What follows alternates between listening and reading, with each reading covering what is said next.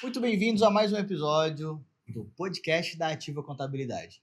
E esse segundo episódio é papo reto. Gente, a gente vai tirar muitas dúvidas, muitos insights e muita coisa que é óbvia e que precisa ser dita.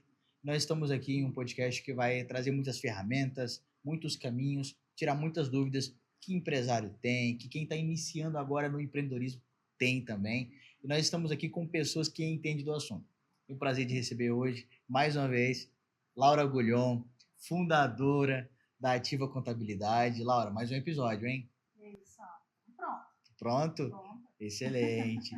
Pedro também, que é fundador, sócio da Ativa Contabilidade, está aqui com a gente hoje para tirar muitas dúvidas, né, Pedro? Muitas dúvidas e vamos resolver todas não, mas vamos procurar esclarecer bastante dúvidas que os clientes... Porque são muitas, né? São muitas. E eu também tenho aqui a honra de receber pela primeira vez no nosso podcast da Ativa, ela que tem uma especialidade em atendimento de microempreendedores, já tem um baita tempo de casa na Ativa, né? Já sabe como é que funciona esse mundo. Tainá, prazer receber você aqui, Tainá. Prazer, eu espero atender toda a expectativa. Eu entendo o nervosismo da Tainá, é diferente essa experiência de estar aqui, e muito desse nervosismo também é o nervosismo do empresário, que dá ali o dia de pagar o imposto, ele pega a guia, fala, cara, será que é tudo isso que eu tenho que pagar para o governo? Será que é tudo isso mesmo? E aí, Laura? É tudo isso? Como é que o empresário sabe se está pagando o imposto corretamente, se está pagando a mais, se poderia pagar menos? Tem um caminho para isso? Não é sobre pagar menos imposto. A questão é sobre pagar o imposto direcionado de forma correta. O primeiro passo sempre é um planejamento tributário. Uma vez que a empresa faz um planejamento tributário, ela vai ter a certeza ali que o imposto está dentro do planejamento. O que acontece muitas vezes é que a pessoa assusta com a guia, né? Ou porque realmente o faturamento foi um faturamento extraordinário, né? Ou talvez o planejamento tributário ele não tenha sido feito, né? Então, o primeiro passo ali da questão de mitigar o imposto é a situação que o cliente precisa ver se ele está no regime certo, tributário, né? Pagar menos imposto não quer dizer que você está pagando certo, né? Às vezes você vai pagar mais imposto e estará pagando errado. E ainda vai ter problemas com o fisco. Olha só. Então, não é sobre o valor do imposto, é sobre o planejamento a qual foi apurado aquele imposto. Entendi. E esse negócio de planejamento vai entrar também o regime de tributação, né? E eu já ouvi de alguns empresários, não, o Simples é o melhor, o Simples é o melhor regime que existe. É mesmo? Porque parece que é tão simples. O Simples não é tão simples assim, tem muitas particularidades, né? Então, o Simples depende do faturamento da empresa. Dependendo do faturamento, o Simples Nacional fica inviável do que um outro regime de tributação, como lucro presumido, lucro real. Às vezes você está no Simples achando que está pagando pouco imposto, mas na verdade quando a gente vai analisar realmente a movimentação da empresa, num outro regime poderia estar pagando bem menos. Olha só. Tá? Então são muitas variáveis que a gente tem que levar em consideração, né, para escolher o melhor regime tributário da empresa. O regime do Simples Nacional é um regime mais simplificado realmente, com menos obrigações, mas vale a pena um olhar mais técnico na movimentação da empresa, nas operações, no quadro de funcionários, que no Simples Nacional impacta bastante referente a um outro regime de tributação. Tá? Então, é preciso um olhar técnico mesmo para saber se o empresário está no regime correto ou não. É um diagnóstico, né? E você tocou ali numa questão de particularidades. E me parece que chega um momento que eu sinto que, às vezes, ter apenas um contador ou ter alguém ali na empresa que está olhando mais ou menos para isso pode acabar sendo um perigo. Eu queria muito entender se existe diferença entre ter um contador, às vezes um contador interno, ou você ser atendido por um contador prestador de serviço e um escritório contábil. Existem mais recursos que esse empresário pode acessar?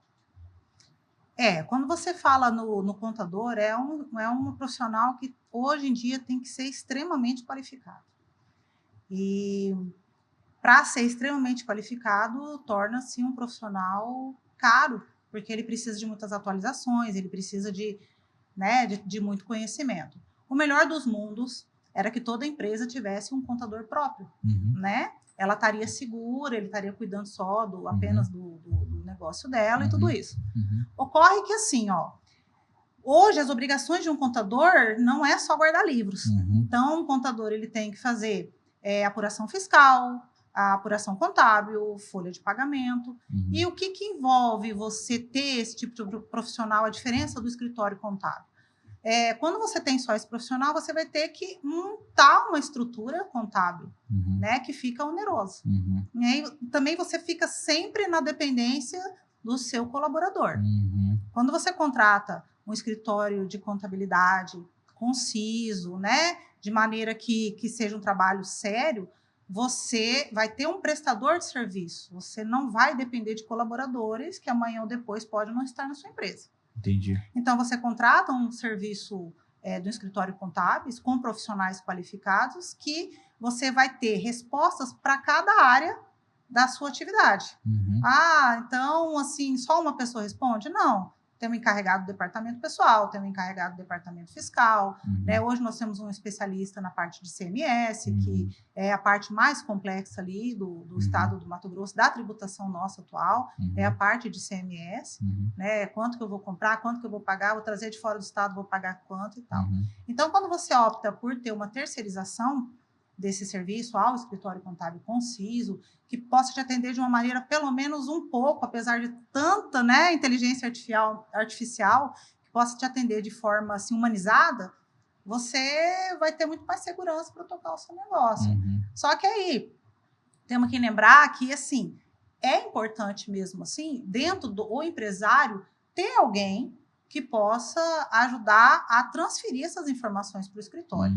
Então, muito pouco se investe hoje em BPOs, em encarregados, né, para que possa ajudar o empresário, porque muitas vezes o escritório não consegue acessar toda a realidade financeira da empresa. Então, o casamento perfeito seria um bom escritório contábil e um bom gestor que possa trazer todas essas informações e faça uma parceria concisa com o escritório que está te assessorando. Nossa, excelente, Laura. Realmente, cada vez mais o empresário olhar para as finanças do negócio e entender que precisa ser estratégico, né? E que um planejamento tributário, você ter um olhar a longo prazo, estratégico, com recursos, faz toda a diferença, né? Porque, no fim das contas, o empresário precisa do caixa mais gordo, a margem mais saudável e o negócio dele andando sem nenhuma surpresa negativa, né?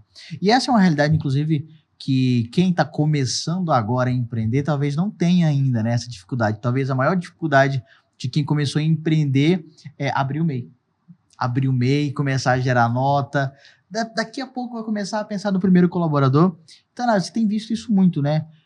De um tempo para cá, sobretudo depois da pandemia, a gente teve um movimento de tirar os trabalhadores da informalidade e levar eles para um regime que é especial, é diferente. Qual que é o grande benefício do MEI e para quem que o MEI realmente é? Então, o microempreendedor individual, ele veio justamente para quem gostaria de iniciar um negócio, né? Querendo ou não, é uma modalidade no qual a tributação, né, ela é fixa, né? Ela não tem alteração, ou seja, o microempreendedor individual, ele tem um limite específico de faturamento anual, né, que atualmente está nos 81 mil, e o seu imposto ele é fixo ali, né, ele paga um DAS-CIMEI, no qual, se ele precisar emitir nota fiscal, ela não tem alteração, ela é fixa durante o ano inteiro. E durante algum tempo, inclusive, o fato de ser tão simples e, às vezes, alguns escritórios contábeis ou até mesmo contadores olharem para essa demanda de um cliente que não sabe muito o que fazer, né? Está meio perdido. Durante algum tempo houve um preconceito, houve uma resistência dos escritórios de atender MEI. E é diferente do que vocês fizeram. Vocês, inclusive, abriram um braço da operação para trazer esses MEIs e darem ali as assistências para eles, né? Fazer com que fosse melhor.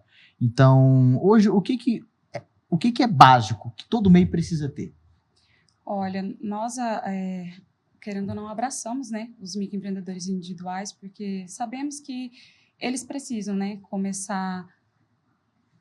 À Ah, tá. vontade. Vai lá. Achei que era eu, desculpa. Nós, né, abraçamos, né, os microempreendedores individuais, justamente porque sabemos que eles precisam, né, de uma assessoria mensal ali, porque, né, como sempre não. Tiro o meio. À vontade. Aham.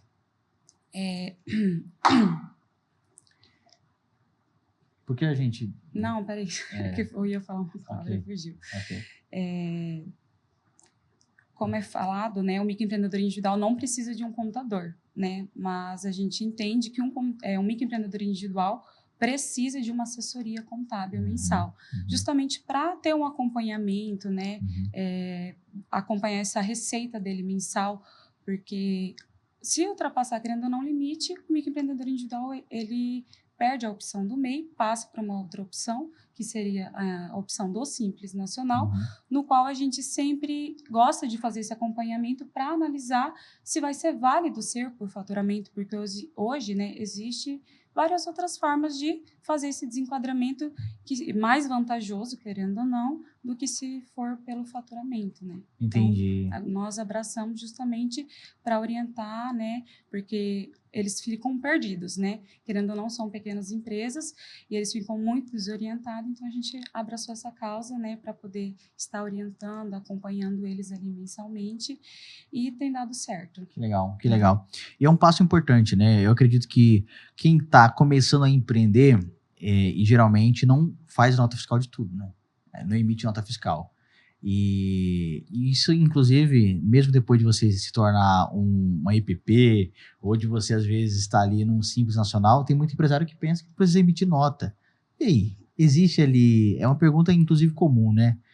É recomendado, né? Qual que é o critério que se usa para ter saúde e, às vezes, não tomar ali uma surpresa ingrata da Receita Federal? Bom, teoricamente, toda receita precisa ter emissão de nota fiscal. A pessoa se prende muito à questão do documento nota fiscal, tá? Claro que hoje a maneira de apurar o imposto é através de nota fiscal.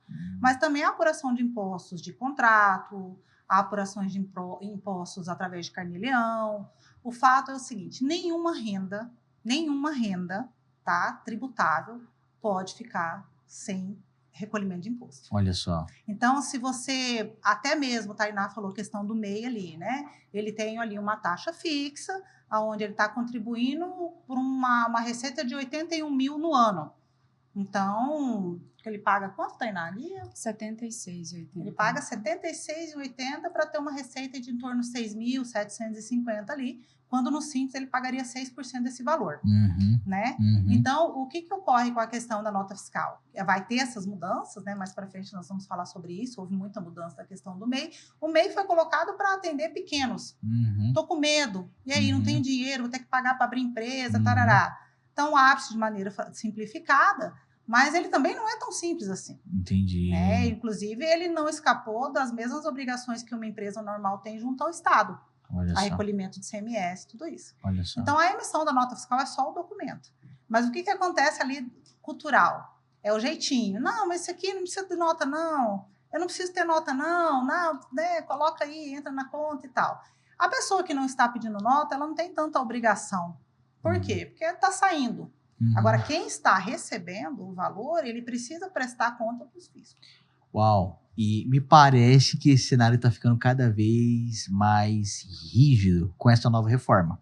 Eu sei que a reforma é tão complexa, para muitos empresários é um bicho de 7, de 14, de 20 cabeças, e eu acho que o que você tem que olhar agora é o que no meu negócio eu preciso prestar atenção para a reforma. Seria esse o melhor caminho? Porque parece que a reforma vai deixar essa fiscalização, esse cruzamento de dados mais efetivo. Com a reforma tributária, vai exigir muita gestão do empresário. Ele vai ter que ter um controle de gestão muito mais apurado daqui para frente. Até mesmo por conta de aquisição de mercadoria, tudo. Ele vai ter que ter um controle de quem ele compra, de fornecedores, de aquisição de créditos, né? porque ele vai precisar até daqui para frente ter um controle do fornecedor se o fornecedor está com uma situação fiscal regular, porque o fornecedor não tendo essa regularidade fiscal, eu que estou comprando posso não ter direito a créditos. Olha só. Tá? Então, eu posso me apropriar de créditos indevidos, amanhã ou depois pode o crédito que eu me apropriei não ser válido e pode me dar um problema grande no futuro. Então, o empresário vai ter que ter muita gestão daqui para frente, tá? Desse controle, até revisões de contratos, né? Que talvez eles expressem essa regularidade fiscal com o fornecedor e essa questão bancária mesmo. Isso vai mexer muito com o fluxo de caixa realmente do empresário. Tá? Essa questão de débitos e créditos, controles, né? E isso vai impactar bastante essa questão de fluxo de caixa do empresário. Entendi. Então, é um momento de olhar com calma, né? Ver o que precisa ser feito, porque parece que o nível de controle vai ser mais exigente, né? Muito mais exigente. Entendi. E talvez alguns estejam aqui pensando em como escapar desse cenário, né? E eu acredito que todo mundo aqui, talvez alguém que esteja assistindo aí, olhe para a situação e fala, poxa, eu sou MEI, eu vou me desenquadrar, eu vou pagar mais imposto. Aí outro que talvez queira empreender, não sabe como começa um processo de abertura de uma empresa. São todos esses argumentos que as pessoas acabam dando esse passo para trás e falando, não vou empreender, não vou dar espaço, ou não quero crescer minha empresa. Quando a gente fala, por exemplo, de abertura de empresa, a gente entende que não é só ir ali e abrir na junta comercial, né? Tem que ser estratégico na maneira como você coloca capital, na maneira como você faz o quadro de sócios. E você já fez isso muitas vezes, né, Pedro? Várias vezes. Acho que a gente parou para contar esses dias, deu mais de 5 mil empresas. É o homem que mais abre empresa no Brasil. Cara, o que é muito assim, essencial ter um processo de abertura de empresa? Olha, antes do processo de abertura de empresa, é muito importante essa questão do planejamento tributário. Entendi. Tá? Até por conta... Como que vai ser essa abertura da empresa? Você MEI, você Simples Nacional, você lucro presumido? Como que vai se iniciar essa empresa para quando chegar o imposto não ter a surpresa? Entendi. Então, antes, o planejamento tributário é muito importante. O processo de abertura de empresa hoje está bem mais simplificado, vamos dizer assim, né?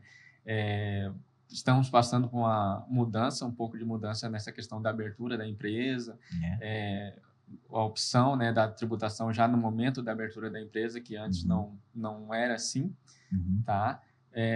Mudanças no CNPJ também, agora vai ser um CNPJ alfanumérico, então... É mesmo?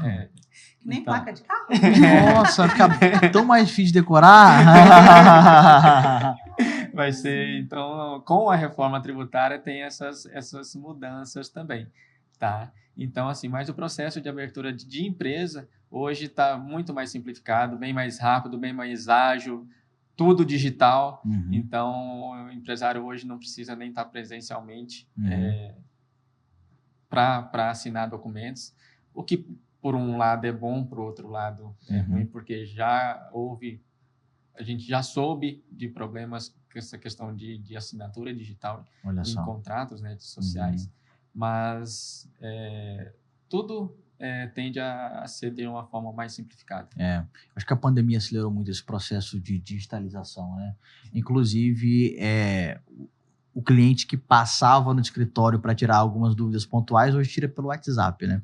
E falando de dúvidas pontuais, assim, Laura, Tainá, quais são as principais dúvidas que vocês recebem ali no escritório no dia a dia? Muita coisa passa no filtro da Tainá. Responde aí, Tainá. Senhor. Dúvidas agora. Por exemplo, o MEI Para de pensar fica assustado às vezes quando, meu Deus, vou ter que sair, já deu meu teto ali de faturamento, R$81 mil, ou às vezes ele esquece o DAS. Muitos recálculos, né? Muitos recálculos. Isso. Querendo ou não, a grande procura ali nossa dos clientes ali, nossa, esqueci de pagar o meu DAS, porque querendo ou não, né, os vencimentos eles são fixos, né? Então é todo dia 20. Quando cai em feriado, né, os clientes ficam perdidos, porque alguns impostos prorroga, outros impostos antecipa. E ninguém Então, quer pagar imposto antecipado, né? Não, Dia melhor 20, deixa dia pra 20. lá, né? tentam dia 20, só que não dá certo, porque o governo não aceita e vencido também não aceita. Tem que fazer o recálculo E dessas quando é milhas. feriado municipal, vira Sim. aquela confusão. Ah, sim, vira. Isso é verdade. O vira nosso uma calendário. confusão. Sam, assim, eu conversava, né, a respeito disso até mesmo com você, que o óbvio precisa ser dito. Tudo na nossa área é muito complexo, né? Então, assim, nós temos, assim, às vezes aparece lá recém-formados, olha, fui contratado, vou ter que pagar muito imposto, né? Hoje mesmo meu filho me perguntou, mãe, eu preciso declarar imposto de renda? Você vai fazer minha declaração? Eu falei, vou pensar. Então, assim, as principais dúvidas, né, hoje é, movimentei dinheiro a mais na minha conta, emprestei meu CPF para receber um dinheiro, como é que eu faço? Nossa, eu comprei um carro por 50, vendi por 55, tudo bem, né? Então, assim, às vezes, por o óbvio que precisa ser dito, a pessoa não pergunta porque às vezes fala, nossa, é uma pergunta muito corriqueira, mas não é.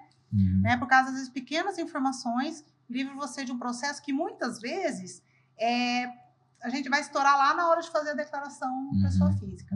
As maiores dúvidas nossas, a nível de empresas, CNPJ, a gente está muito bem estruturado, porque as empresas já têm à disposição essa consultoria, então elas perguntam sobre tudo. Né? Elas exploram mesmo ali, elas querem saber tudo que está acontecendo.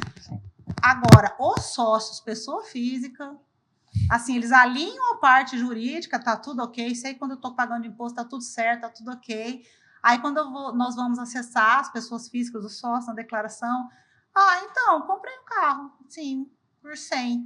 Incrivelmente, vendi por 150, tá tudo bem, né? Quando você fez isso ano passado? Então, essas perguntas, né, que precisam ser feitas, mas que advêm mais de pessoas físicas. Entendi. E que, às vezes, o caso é grave. Preciso fazer declaração. Não, mas eu ganho, mãe. Então, ele falou para mim, eu não ganho até 5 mil, então eu não vou precisar fazer. Mas não é só a sua renda que obriga você a fazer a declaração de imposto de renda. Tem outros pontos que você precisa declarar. Hoje, no Brasil, um profissional autônomo, se ele não faz uma declaração de imposto de renda, ele não tem comprovante de renda. Então, ele não tem score. Sabe? Então, é tudo muito peculiar. É tudo muito peculiar. Por isso é importante, às vezes, você ter ali uma assessoria que te ampare de todos os lados. A gente, por muito tempo, teve empresa rica e empresário pobre. Muito. Porque o empresário, ele foca só na pessoa jurídica dele. E aí ele esquece que ele gastou 20 mil de cartão, ele esquece as coisas que ele né, adquiriu no CPF dele, tudo isso. Então, as dúvidas são as mais correlatas que você pode imaginar ali. O grande problema é que, às vezes, o cliente chega, eu fiz um negócio assim, assim, assim, e agora o que é que eu faço? Meu amigo, agora você já fez. Tinha que ter perguntado antes, né? Tinha que ter perguntado antes, agora não tem muito mais o que fazer. Entendi. Então, isso é interessante. E isso é um ponto, né, Pedro? Via de regra, cada um tem um processo, né? Cada um tem um tempo para separar PF da PJ.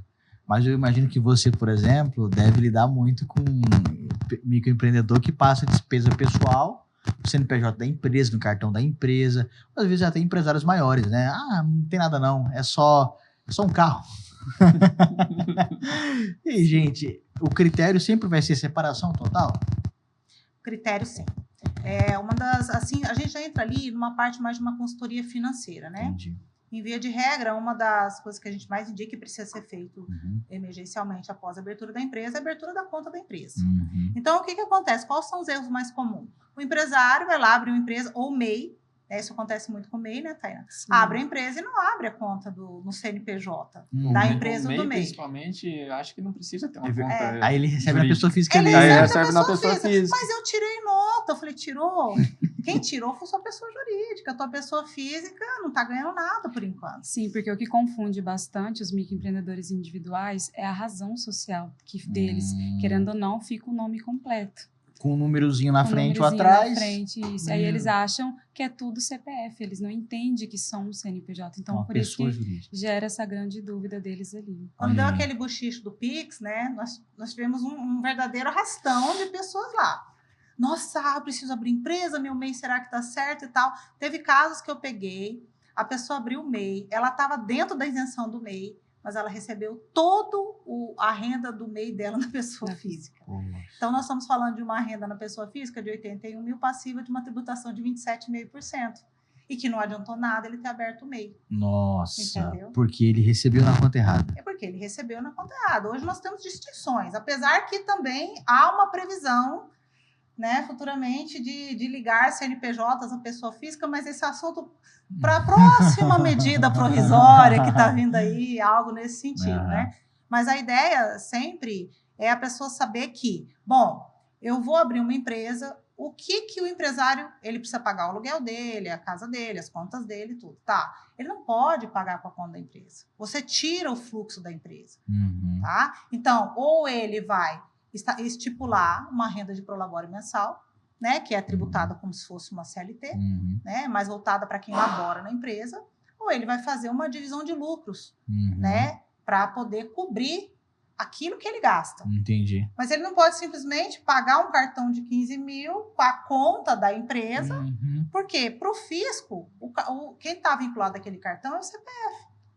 Então, aí a gente entra ali numa questão mais de gestão financeira. A gente já teve muito trabalho, né? Por algum tempo, eu prestei consultoria financeira. Meu maior desafio era entender assim, a empresa não está faturando, Quando eu formava o DRE, todo o lucro da empresa era retirado do sócio. Olha só. Entendeu? Então, assim, não está faturando. Eu falei, não está faturando, né? Você pagou 10 mil de aluguel. Sim. E pagou 15 mil na loja lá com roupa, com a conta da empresa. Não fecha essa conta. Sim. Então, hoje, o primeiro passo, assim, o mais inicial, abriu empresa, abriu conta jurídica, tem que se formar ali qual é a retirada que eu vou fazer para argumentar no pessoa física, apesar que qual era a melhor das ideias, né? O que a gente vem usufruindo muito bem com isso. Bom, uma vez que se você retirar um prolabore de 10 mil, você vai ser tributado em imposto de renda e INSS. A estratégia que vem sendo aplicada por todos os empresários é fazer uma retirada mínima de prolabore e fazer uma divisão de lucros. Afinal de contas, você já pagou imposto sobre a sua empresa. Só que agora a divisão de lucros vai ser tributada. 10%, 15%, 20%. Então, a divisão de lucros vai ser tributada da seguinte forma, vamos falar agora em lucro presumido. Né? Vamos deixar simples um pouquinho de lado. Ele vai poder fazer uma retirada de até 50 mil mensal. Entendi. Cada sócio. Ok. Tá? Isento de tributação. Isento de tributação. Só que assim, tem que ser no mês. E tem que ser informado naquele mês. Entendi. Se ele deixar para fazer 3 meses 150 mil, ele já vai ser tributado em 10%. Nossa. Então, assim, por que na nossa visão é um retrocesso? Porque uma vez que você já tem uma carga tributária alta na sua empresa, você está pagando seus impostos em dia, visto que você só pode dividir lucro se os seus impostos estiverem em dia, senão você não pode dividir lucro, por que também tributar sobre o lucro? Sabe? Então, assim, é um retrocesso muito grande pro empresário, porque a nossa carga tributária PJ, ela não é baixa, nem no simples, nem no presumido, e nem mesmo no lucro real. Então, aí, a partir do momento que a pessoa vai lá, pagou aquela absurdo que nem você mesmo falou, nossa, olha o tamanho da minha guia e tudo, aí, para poder complementar a pessoa física dele, ele ainda vai ter que pagar. Né? Olha, quero comprar uma casa. O que sobrou, você ainda vai ter que pagar pelo que sobrou. Quero comprar uma casa com o lucro da minha empresa. Quero comprar uma casa com o lucro da minha empresa. A empresa tem lucro, tem caixa, 500 mil, 10%. 10%. 50 milzinho ali pro... Nossa. Sabe, fora todos o que influi você adquirir uma casa. Então, é um retrocesso assim que tirou uma ferramenta muito importante que nós tínhamos de justificar, de fechar. De fechar a conta do negócio. Fechar a conta. Não, e assim, contribuindo um pouco, inclusive, com a conversa, né? O objetivo de qualquer empresa é o lucro. Então, na última linha, o saldo tem que estar positivo e o maior saldo possível depois que você roda o seu negócio com os custos fixos e operacionais. Até aqui não é muito difícil, né? Agora, na última linha, tem 3 pessoas interessadas, né? Ou é o governo, ou é você, né? Que, fez tudo isso, o risco é seu, e os bancos, né? E cada vez mais o governo e o banco, nesse cenário de risco Brasil, em que se você tiver 100 mil e colocar na renda fixa, 15%, com toda a segurança possível do mundo. Então, empreender para dar um resultado efetivo para você no curto, no médio e no longo prazo, se torna cada vez mais uma decisão analítica. Não é só ter coragem, Não é só abrir o peito e falar, vou lá fazer. Porque se o seu negócio fecha a última linha com 10% de rentabilidade no fim do ano, era melhor ter deixado no Tesouro Direto. Sim. Né? Toda Então, vida. é toda a vida. Então, esse tipo de discussão é uma discussão que precisa ter a maturidade para ouvir especialistas, né? Entender qual que é a otimização que eu faço no negócio, inclusive entender como é que eu planejo as retiradas. E você tocou num assunto legal que eu acho muito curioso, que é o lucro presumido, lucro real. Existe diferença? Quando? Às vezes é indústria para lucro presumido, comércio. Como é que funciona essa decisão? Tirando as exceções que algumas empresas só podem ter o regime, né, de lucro real, que são os postos de combustível, os factories, né? E até nós tivemos uma onda aqui que o meu amigo falou que o lucro real é melhor. Eu ouvi muito isso já. Muito. Meu amigo fazia cursos ali, olha, meu amigo falou que o lucro real é melhor. Eu falo, tá, por quê? Porque eu posso aproveitar toda a minha despesa. Eu falei, ok. Porque assim, o Simples Nacional, o fisco não quer saber quanto você gasta. Ele quer saber quanto você ganha. Então, se o seu faturamento foi de 100 mil, você gastou 99, é tributação sobre 100 mil. O lucro presumido, ele te dá uma base de presunção de despesa e tributa sobre uma parte. Sim. Né? O lucro real, você está obrigado a muito mais informações, tá? E assim, ele paga imposto mensal e ele paga imposto sobre lucro. Então, como é que você vai ter uma empresa para não lucrar? Aonde cabe tudo isso no lucro real? Cabe para empresas que têm um faturamento, que têm um lucro, uma margem de lucro Que tem no uma máximo. margem de lucro baixa. Baixo, no máximo de 10% a 12%. Entendi. Aí você vai ter uma empresa saudável, sem contar que as obrigações e as ações fiscais sobre empresas no lucro real são enormes. E aí também uma outra situação que é faturamento, né, Pedro? Para lucro, você tem um faturamento que você é obrigado a ser realmente Acima de lucro real. 78 milhões. Acima de 78 milhões. É obrigado ao lucro real. É obrigado Então, ao bateu lucro os real. 78 milhões ano, lucro real tem que ir, é obrigatório. Tem que ir. Então a gente faz muito Independente de atividade. Final do ano é aquela história, quanto você faturou, vamos fazer simulação. Às vezes tem viabilidade. Sim. Parte de transportes tem Sim. bastante viabilidade. Sim. Hoje a nossa parte de transporte é muito castigada, né? Aham. O custo é muito alto do combustível, o custo operacional. Eles já têm uma isenção no imposto de renda e Sim. tributação só de 10% da renda. Sim. Então, o que é visado? Tudo cai lá no planejamento tributário. Sim. Quando a gente tange Simples Nacional, ele é sim um sistema de simplificação e é um sistema mais barato até o capítulo 6. A partir do momento que a empresa começa a tomar corpo, Sim. ele começa a onerar, porque ele vai subindo de alíquota muito rápido. Entendi. E aí você vai passando a pagar mais caro, Aham. né? Então precisa ter esse olhar para a questão ali da tributação. Quando a gente voltando no lucro ali, você falou da questão do investimento, né? Poxa, a pessoa quer pegar um lucro e quer colocar num fundo, que hoje as aplicações são muito mais rentáveis na pessoa física do que na pessoa jurídica. Sim. Uma empresa no lucro presumido, por exemplo, se ela faz uma aplicação, o rendimento é somado à renda da empresa e apurado o imposto. Olha só que absurdo, uma empresa no lucro né? presumido, se ela faz uma aplicação em qualquer fundo que seja, todo o rendimento dessa aplicação é somado ao faturamento dela e é apurado o imposto. Soma seu faturamento como receita financeira. Deixa de fazer sentido, inclusive, aplicar, né? Exato. Então, o que acontece? Muitos empresários do lucro presumido trazem esse dinheiro para a pessoa física, né? E agora impacta, porque, você vai trazer um dinheiro para a pessoa física, vai ter ali um rendimento, vai pagar 10% para trazer esse dinheiro. Para trazer, sabe? Então, assim, no Simples Nacional, nós não estamos tendo ainda essa receita financeira, essa tributação. Mesmo assim, os rendimentos não são legais como na pessoa física. Entendi. Então, impede o crescimento pessoal do empresário. Entendi. Aí a gente volta à premissa, empresa rica e empresário pobre. Então, assim, o quanto temos que correr atrás para ter um equilíbrio dessa questão, dessa tributação, sabe? Olha, de tudo isso aí. Que aula, hein, Laura? Porque realmente, e você vai colocando na ponta da caneta, porque a métrica da vaidade é o faturamento.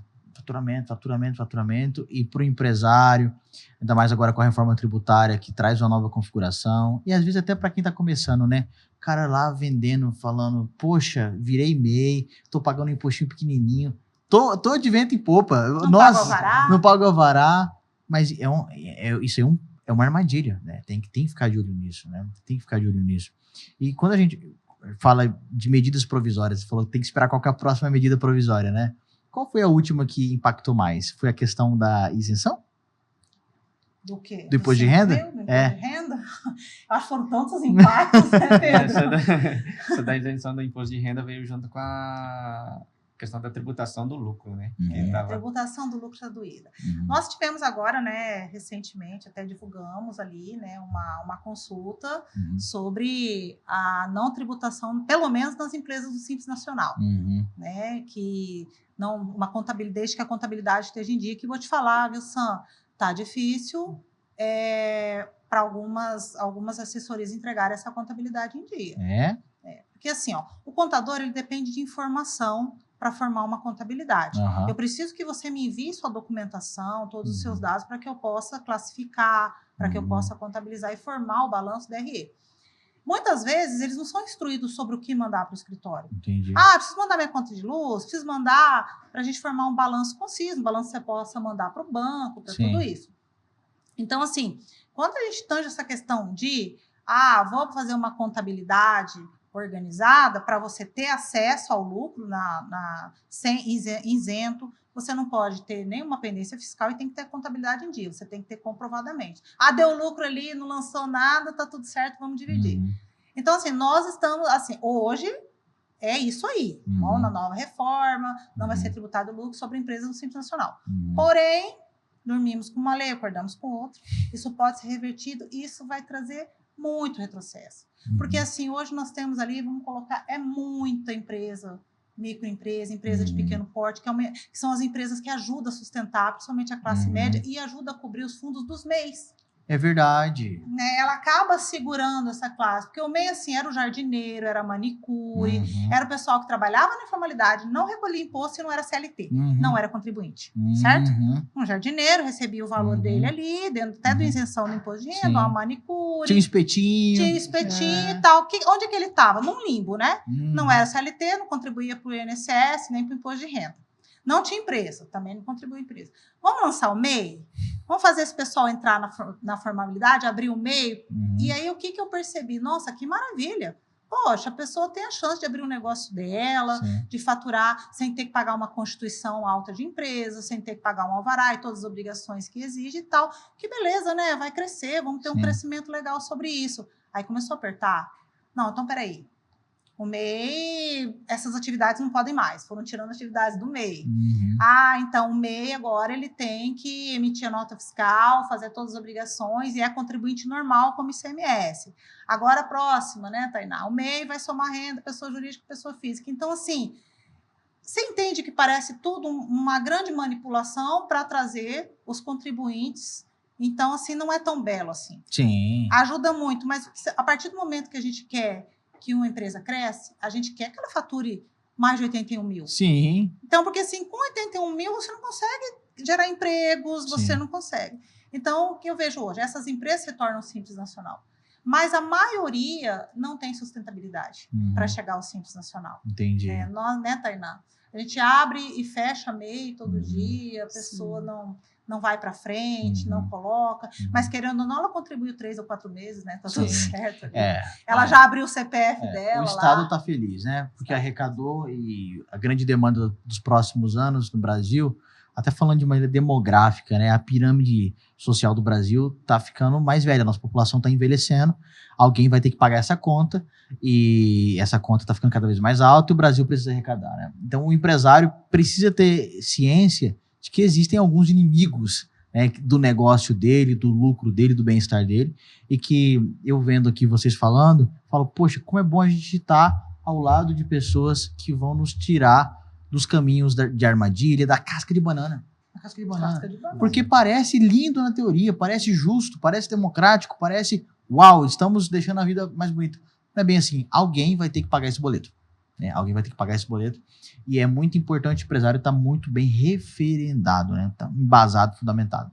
E, gente, a gente já vai caminhar para o nosso fim do nosso episódio, mas eu gostaria de entender ali com vocês, essas mudanças deixam as pessoas ali, né, de orelha em pé.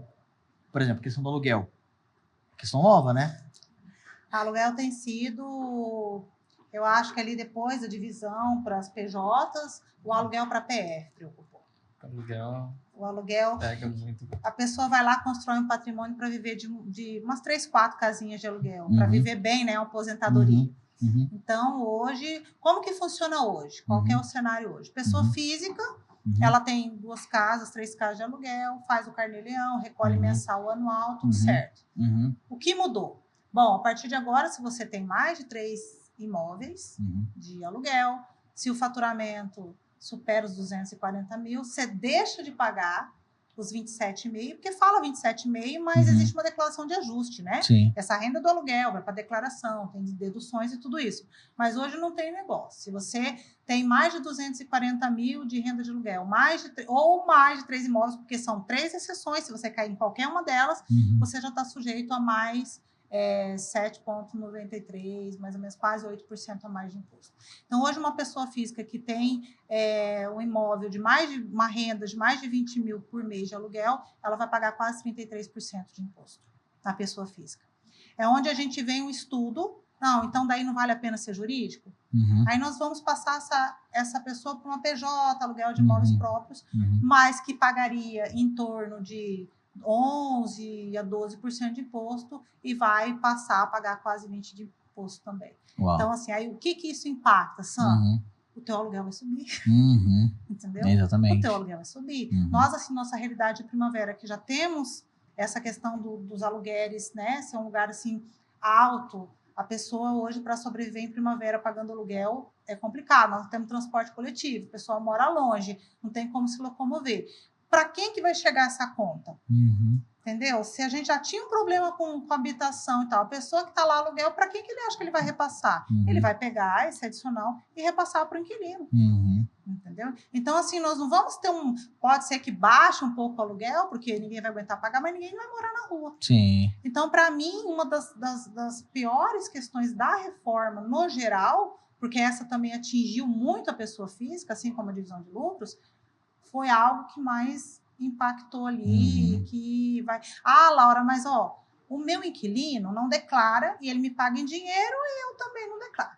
Acontece que agora também a Receita criou uma nomenclatura que cada imóvel você vai ter que cadastrar junto à Receita Federal. Então, automaticamente, se você tem inscrição de 3 imóveis e está na Receita, você não está declarando aluguel, você está fazendo o que com esse imóvel? Não tem ninguém morando lá, né? Claro que eles fizeram pensando nisso, Sim. porque qual é a premissa? Vamos correr? Então, vamos o seguinte, tá bom, você não declara, você me paga o dinheiro não aparece, como é que você vai saber a regra? Você tem que se auto-titular. O dinheiro não passou pela conta, tudo isso e tal. Mas o imóvel vai passar a ter dentro da declaração um cadastro específico dentro da Receita Federal. Que vem advinda do cartório. Então, essa é uma novidade para 2026 ali. Uma novidade para para 2026. O problema não é a questão de omissão, de renda, ou nada disso. Se a pessoa tem patrimônio, precisa ser declarado, até por conta de herança, de tudo isso aí, de score, tudo isso. A questão é o quanto eles adicionam em cima de imposto para que a coisa fique cada vez mais difícil e leve o contribuinte a querer sonegar mais, porque realmente ele não tem condição de pagar. Entendeu? Não fecha a conta. Realmente, essa reforma aí, voltando mais um pouco nela, né? A gente já falou sobre o que precisa ser prioridade para o negócio. Você acabou de dar um dado importante no que tange aí, deixar como é que eu posso dizer, né? Como é que você vai equilibrar essa PF com PJ, porque cada vez mais tem algumas vantagens que a gente cai por terra. Mas eu queria ouvir, inclusive, do Pedro, né, que está estudando muito esse assunto, se existe mais alguma coisa sobre reforma tributária, por exemplo, que o empresário tem que já saber em 2025. Tem alguma coisa que é essencial, não dá para abrir mão, Pedro? Então, para o empresário, agora 2026 é um período de teste ainda, né? Mas, assim, para ele estar dispensado desse recolhimento, né, do CBS, IBS, ele tem que cumprir algumas regrinhas ali para ter essa dispensa, que é a emissão correta, né, das notas fiscais, tem umas declarações específicas que têm que ser feitas. Então, esse 2026 é um período de ajuste, realmente, de teste, para ver como que vai funcionar toda essa esse sistema, né, esse novo sistema de tributação. 2026 a gente vai ter que trabalhar com 2 sistemas.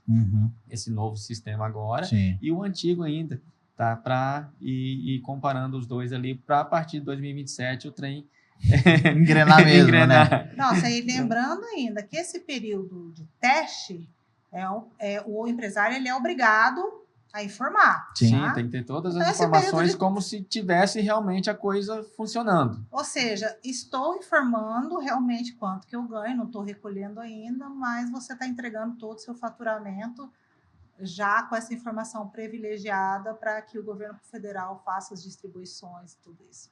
Então, Entendi. esse teste não é tão teste, é uma entrega de informação. Entrega de informação, né? É uma obrigatoriedade, assim, ó, não É. recolhe não, mas me dá a informação aqui, que eu quero saber o que está acontecendo. Faz o test drive aí, mas no final tu espera no caixa, né? Tipo isso, pra você comprar o carro é seu, né? Não tem esse negócio não. Olha, muito bom a gente falar sobre isso, eu sei que tem muitas coisas que a gente precisaria cobrir, por exemplo, carnê-leão, né? Se é vantajoso, como é que vai funcionar, né? A questão de abrir a empresa, às vezes, ali no MEI, no CNPJ, se isso impacta em score. Impacta. A questão do MEI impacta, É. né? Querendo ou não, ele microempreendedor individual, que ele tem que abrir o MEI, abrir a conta jurídica e ele tem que fazer também a sua declaração pessoa física. Então, é uma junção. Então, até a declaração pessoa física do MEI, ela é diferenciada. Entendi. É um cálculo, é uma análise completamente Entendi. diferente. Que vai haver mudanças também, Também né, vai ter Tainá? mudanças para 2026. Entendi. E que vai influenciar, inclusive, rate bancário, imagina, no Score, no Serasa, SPC, porque é uma medida de controle também, né? Isso. São todas questões, né? Porque, gente, a gente teve muita coisa aqui que a gente abordou, mas é só a ponta do iceberg, né? Poderíamos falar de carnê-leão, poderíamos falar de um pouco mais sobre a reforma, tem tantas questões também de imposto de renda, que já tem alguém preocupado do outro lado, falando como é que eu vou fazer a minha declaração no ano que vem. Tem um contador preocupado aqui. Tem um contador. E também, questões ali de MEI. Eu vejo muita gente falar, poxa, como é que o MEI impacta ali no meu score? Impacta? Tem alguma influência? Tem, porque assim, o microempreendedor individual, né, desde que ele faz também da forma correta, né, abre a conta jurídica, coloca esses recebimentos tudo na conta jurídica, ele consegue um crédito com o banco, né, ele consegue criar um relacionamento, ele consegue também os benefícios do governo, né, que o governo fornece para eles também. Então, é muito bacana. E como também, né, o microempreendedor individual precisa fazer a declaração, pessoa física, ela é uma declaração completamente diferente. Isso, né, mas que tem que ser feita, né, então não pode deixar de ser feito. Como microempreendedor individual também vai sofrer grandes mudanças para 2026, né? Eu já imagino que todos vão ficar preocupados, porque o microempreendedor individual vai ser obrigado a emitir nota fiscal para todos os recebimentos. Então, seja recebimentos pessoa física ou jurídica, vai ter que fazer as emissões de todas as notas fiscais, como também a questão, seja comércio, prestação de serviço, indústria, transporte, vai ser obrigatório, porque a receita vai ficar em cima, a não emissão vai ser autuada, né? Como também, né, a somatória dos rendimentos pessoa física, né? O microempreendedor individual, a maioria das vezes, tem mais de função, então ele concentrava uma função dele em um recebimento e a outra ele fala, não, vou deixar a outra na minha pessoa física, né? Não vai ter mais essa possibilidade, agora vai ser tudo somado. Mas, para quem é CLT, está super tranquilo, pode continuar sendo CLT e ter um microempreendedor individual, que isso não vai ter soma de rendimentos, mas aqueles que fazem por fora, infelizmente, vai ter essas mudanças também. Entendi. São mudanças que mudam muito a maneira como as pessoas vão se organizar, né? Isso. Poxa, excelente. Eu acredito que já tem muitas dúvidas que não são tão mais assustadoras, né? Existe um caminho, agora tem que executar, tem que ir atrás do passo a passo, né? Correto. Agora temos que esperar 2026 aí, para quando começar realmente, para ver como que vai funcionar tudo isso, como que vai ser as informações, e a partir daí a gente vai as situações vão aparecendo e vamos atrás das soluções. Pô, excelente, Hoje excelente. está muito cheio de informação, né? Uhum. Muito cheio de informação, né? Reforma tributária, e cada um fala uma coisa. Nem todas as fontes são fontes seguras, e aí deixa o empresário muito seguro. Uhum. A gente tem tido muita procura, e agora? Quando, na verdade, nós nem temos todas as fórmulas ainda. Uhum. Nós precisamos esperar virar o ano para ver qual a regulamentação, claro, já tentando, através de informações, já fazer com que eles se organizem algumas coisas que a gente sabe que, né? Então, assim, vende muito essa imagem, nossa, aí acaba todo mundo entrando em pânico, Uhum. aliado a uma economia que está instável, então Uhum. tira a vontade do empreendedorismo, Uhum. frustra, né, quem estava querendo investir Uhum. ou num negócio, ou Uhum. em alguma coisa. Então, Uhum. assim, essas informações que correm em rede, ao tempo todo sendo faladas, precisa você realmente ter um apoio para quem você busca a Uhum. informação correta. O que nós temos procurado fazer é tranquilizar no sentido, olha, temos um tempo para se adaptar, Sim. entendeu? Trazer um aconchego ali, Sim. quando sim, quando não, quando Sim. nunca. Isso você precisa fazer agora, Uhum. calma, isso aí a gente pode chegar para uma etapa, mas graças a Deus ali dentro do escritório a gente tem tido uma devolutiva de confiança, né? Legal. Fala, ó, espera, calma, vai dar Uhum. certo, aí a Uhum. gente tenta tranquilizar mais o cliente para ele ficar menos Que demais. estressado. E agora é uma janela, né? Porque nós estamos lançando esse podcast agora na segunda semana de dezembro, né? Então, nós temos aqui já os preparativos para o imposto de renda, que deu ali dia 5 de janeiro, vai ser uma loucura. Começa a corrida. E assim, eu acredito que a gente vai ter que fazer um episódio só sobre imposto de renda. Mas já existe aí uma pincelada, um aperitivo de informações que são úteis para quem já está pensando na declaração do imposto de renda? As informações principais para a declaração de imposto de renda hoje, na verdade, não há muitas mudanças, né? Porque quando a gente faz 2026, nós estamos falando de 2025, Sim. né? As principais informações, as principais providências vão ter que ser tomadas. O aluguel vale a partir de janeiro. Uhum. O que aconteceu em 2025 fica em 2025. Entendi. Então, assim, não vai haver muitas modificações, exceto esses números de imóveis, Uhum. mais informações que terão que ser preenchidas, Uhum. mas ainda que dia 5 de janeiro fique todo mundo louco para se livrar logo do leão, porque nós temos duas características do leão, sabe, Sam? A gente tem tem clientes que correm atrás dele, Aham. e tem clientes que correm dele. E tem clientes que o leão não existe. Então nós Que temos se ali esconde atrás da moita. 6 de janeiro, que falam, me passa a lista de imposto de renda, quero me livrar disso aí logo. Eu falo, calma, não saiu normativa, Sim. regulamentação, calma, a tabela ainda está pendente. Aí nós temos aquele que chega na época certa, já manda tudo, já quer o resultado. E temos o cliente 30 de maio, né? Que 300 mil coisas para fazer, Sou mas eu. ele quer fugir, Sou eu. fugir do leão. Mas a gente tem que se atentar, porque muita coisa dá para ser feita no curso Espaço e Tempo. Sim. Haja visto que tudo que pode ser feito referente a 2005, a gente não pode voltar atrás, então ocorre. Eu falo sempre, gente, se livra logo disso, né? Uhum. Faça logo essa Sim. sua declaração. Então, referente à mudança, nós estamos esperando as que estão por vir referente ao formato da declaração. Entendi. Nós acreditamos que vai mudar alguma coisa. Aham. Mas de tudo que nós comentamos ali, não vai impactar para a declaração feita em 2026, tá? Entendi. Porque nós estamos falando de 2025. Entendi. Agora, em 2026, uma vez feita a declaração, já é uma oportunidade para a gente avaliar cada declaração e ver o que pode ser feito. Então, quem vai declarar, fique muito tranquilo. Aham. Já tem que ter, né, tem que ter feito a lição de casa em 2025. Aham. Todas essas mudanças não vão impactar agora nessa declaração de 2026. Legal. Tá? Vamos pensar nisso em 2027. Aí. Legal, excelente. Gente, eu acredito que é isso, um papo muito bom, muito esclarecedor. Eu acho que é isso que define, inclusive, o papel da Ativa, né? Vocês têm essa característica de serem muito receptivos, né? Toda dúvida importa, em cada número, confiança, e transformar escolhas difíceis em decisões seguras, né? Isso aqui é o dilema que vocês vivem todos os dias. E eu, como empresário, inclusive, eu já anotei muita coisa aqui, tá? Anotei muita coisa. Várias dúvidas aqui do empresário. Várias dúvidas. Eu queria fazer mais, mas deixa isso para o terceiro, para o quarto episódio. E é isso, gente. Prazer em receber você aqui, Tainá, Pedro, Laura. E deixa aí uma mensagem para finalizar esse episódio do nosso Ativa Contabilidade. Vai lá. Não, já que você olhou para mim. Da Ativa para Ativa Contabilidade, para os clientes, para todos aqueles que querem saber um pouco mais. Eu acho que quando nós estamos falando sobre, é uma função social, né? Então, assim, primeiro de tudo, fé. Entender que nós não somos uma ciência exata, somos humanos, tá? Contabilidade está dentro de humanas. Estamos aqui para poder ajudar, esclarecer e a gente acredita firmemente que vai dar tudo certo. Que legal. Né? Que bom, que bom. É bom ouvir isso, né? Como a Laura falou, né? Muitas dúvidas ainda, muitos questionamentos, mas estamos preparados para isso. Isso é que a gente vive todo dia, é mudança todo dia.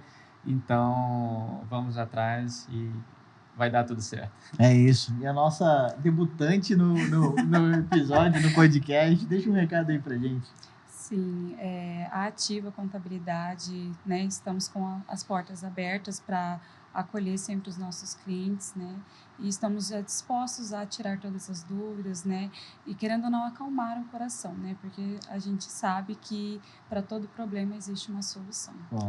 Que demais. Esse foi o nosso segundo episódio do podcast da Ativa Contabilidade. Não foi um ativando histórias, mas foi um ativando respostas, né, ativando insights, ativando muitos caminhos para deixar a sua vida aí mais fácil, ou pelo menos mais previsível, né?